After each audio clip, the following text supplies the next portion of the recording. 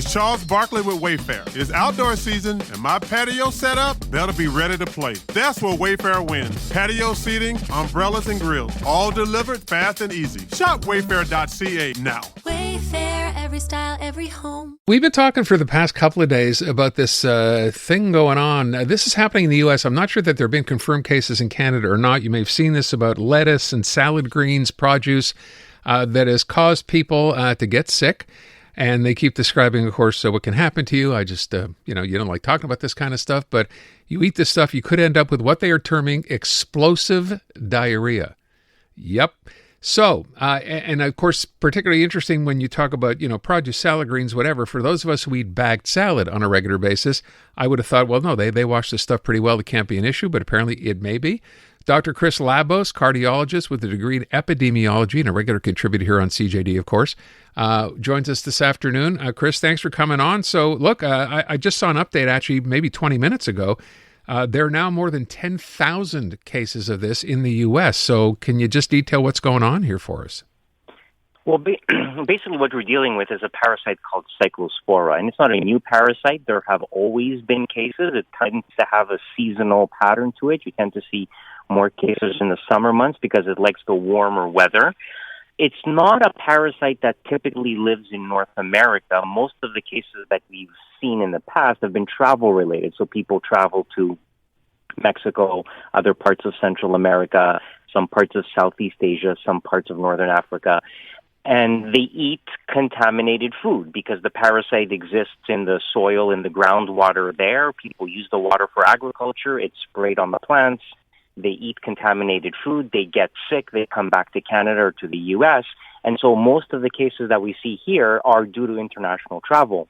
What's happening in the U.S. now is there have been many more cases than we typically see, concentrated in certain pockets. Michigan is a big one. New York is another one, but it's across many U.S. states. And as you said, we're dealing with thousands of cases, whereas normally we would see a couple of hundred cases during the typical summer season, maybe in the U.S. It shouldn't be this many. And so something has provoked this, but there hasn't been an identifiable cause. There's no single thing that has happened to explain this, which has led people to think there might actually be multiple outbreaks going on. So the Michigan one might be different from the New York one, might be different from what's happening in Texas, which in one sense is a good thing because it means there's no sort of catastrophic change, but it does mean now there's multiple problems happening. Most likely food that was imported from Central America was contaminated, and there's probably multiple different contaminations. So to your point about this not being new, Cyclospora, we've identified this, as you said before. What happens in a case now where suddenly if you're getting all these many people sick, is this simply a matter of you're supposed to wash this produce? Does that even make a difference? Because I read one report suggesting that may not even go ahead and kill this parasite. So you should definitely wash your produce before you eat it. Even if they say they've washed it, wash it again. I think that's a good rule of thumb. Now, you are right in that Cyclospora is a stickier parasite than many others. There was one study that was done where they took berries, and they were looking at different parasite eggs, different parasites that can contaminate food. So Cyclospora was one, Giardia was another one, Cryptosporidia was another one. And they took blueberries and raspberries. And so they took the blueberries and tried to wash them 3 different ways. The simple way was they just ran them under a cold water tap for 1 minute. The second way was they actually soaked them in a dilute vinegar solution for a minute. And they put them in a bowl, in a salad spinner, essentially, soaked them and then spun them and then dried them out. For the blueberries, no matter what you did, you got rid of like 95% of the parasite eggs. So, just proving that just even doing very simple washings makes a difference. But when they did it with raspberries, no matter what you did, you still had a very, very good result with Cryptosporidium and Giardia, the other parasites. But Cyclospora, the one causing this outbreak, did not wash off the raspberries very easily. You really had to, just by rinsing them under the tap, you had to do the more extensive stuff where you spun them down in the salad spinner.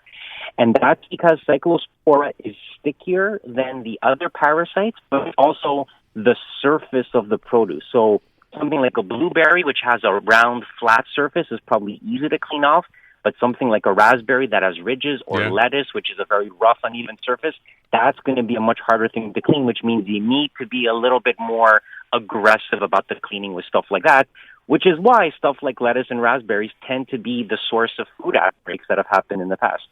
So even if you are going to go ahead knowing this is a potential for a problem, going ahead and clean it, you're not, it's not 100%. It's, better than nothing at all. But I guess my next question would be, you come down with symptoms and hopefully you don't end up with explosive diarrhea. What are you supposed to do here? What can you do?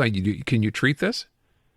Yeah, this is actually very treatable. I mean, it's a 7 to 10 day course of antibiotics. So the common antibiotic Septra that a lot of people might have taken for urinary tract infection actually against this parasite. Now, the astute listener is saying, wait a minute, Dr. Labos says in the past you can't use antibiotics to kill things. That is normally true, but with this particular parasite, because the antibiotic inhibits folate metabolism, it actually kills the parasite. So you can actually treat this with a very short course of antibiotics. You just have to know to go to get tested, because you, from symptoms, would not be able to differentiate what is causing your particular form of diarrhea. Is it a virus? Is it a bacteria? Is it this type of parasite? You would actually have to get tested. And because most people with mild to moderate symptoms don't bother to go to the doctor because they assume diarrhea is going to get better on its own, never get tested and never get diagnosed. The key difference with Cyclospora is that it does tend to be a lot more severe than, run-of-the-mill cases, and it tends to last longer, whereas most infectious diarrhea will get better on its own. This one can, in certain circumstances, last for weeks, and so that would be a sign that you want to go and get yourself tested, because the treatment is actually pretty straightforward, all things considered. I would ask as well, before you even get to that point, if you're just feeling a bit unwell and you're like, I just had some lettuce or whatever else, before it ever gets to, the point where you want to get tested for something, what do you do? Can that be the end of it for you? Well, it sort of depends. Here's the thing. It's going to be very hard for you to know what this is, because you also, in order to get tested, you have to wait because you have to consume the parasite eggs in your food. They have to hatch inside of you. They have to start producing new eggs that are then excreted in the stool, and that's what you're going to be testing for. So you're not going to test positive immediately. So if you're starting feeling sick today and you rush to the hospital, it's very likely they're not going to have a definitive answer for you. And here's the thing. Because you don't know, and because people understandably don't want to go to the hospital unnecessarily, if you have gastrointestinal upset, but you're still able to take in food and water and avoid dehydration, they're probably not going to do anything for you at the hospital unless you have a high-risk feature. So if you see blood, if you're losing consciousness, if you have severe abdominal pain, unless there's something else that's provoking you to go to the hospital, most people can ride it out by just, consuming liquid and making sure they don't get dehydrated. But if it does keep persisting, if it's not getting better the way most cases of infectious diarrhea would, that would be a sign to go and get tested, because, there is a potential treatment there, which is that 7 to 10 day course of antibiotics. What if you just decide to go, we talk a lot about going to the pharmacy, let your pharmacist deal with something like this rather than going to a doctor, or, God forbid, the emergency where you shouldn't go anyway.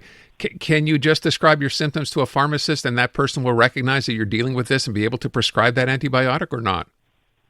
I don't think so, because how would you be able, how would the pharmacist know the difference? You really have to see the eggs, right? You have to do the biochemical testing to know that it's Cyclospora, not Cryptosporidium, not Giardia. It would be very, very difficult. Okay. Now, if you said, I traveled to Mexico and I was going off-grid and I was eating raw food at local eateries, that's highly suspicious, right? So a travel history, the context might lead you to suspect it for sure. But if you're sitting here in North America and you're worried that some contaminated food maybe came to Canada, you're making a lot of assumptions there. So it really depends on the context. Most cases of Cyclospora prior to this were travel-related, right? So if you had not traveled, it would have been a very, very unlikely diagnosis. Right. That's part of the reason why this context is so unusual, because all the cases happening in the U.S. now are domestic cases. They're not travel-related.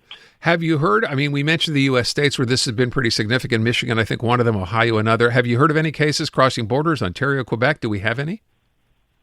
So there have been Cyclospora cases here in Canada and in Quebec, but they have all been, from what I've heard, travel-related. There was no suggestion of domestic infection, okay, right?